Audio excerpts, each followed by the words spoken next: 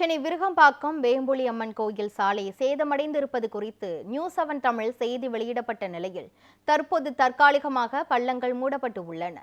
இது குறித்த கூடுதல் தகவல்களை நமது செய்தியாளர் அன்பழகன் வழங்க கேட்கலாம். சென்னை மாநகராட்சி மண்டலம் 10 வார்டு 128 வேங்குலி அம்மன் கோயில் தெரு. இந்த கோயில் தெருவை பொறுத்தவரை நேற்று நாம் செய்தி எடுக்கும் பொழுது மேடு பள்ளமாக காட்சியளித்தது. தற்காலிக சாலை அமைக்க சொல்லி மாநகராட்சியிடம் தெரிவித்திருந்தோம். தற்பொழுது அந்த குடியே இருக்கிற இடத்துல ஜல்லியை போட்டிருக்காங்க. ஏனென்றால் மழை பெய்து கொண்டிருப்பதால் சரியாக ரோடு போட முடியாது. தற்போது ரோடு முழுவதுமாக புதிதாக போட முடியாதுன்னு சொல்லி தற்போது அந்த மக்கள் செல்வதற்கு வசதியாக ஜல்லிக்கற்களை போட்டிருக்கார்கள்.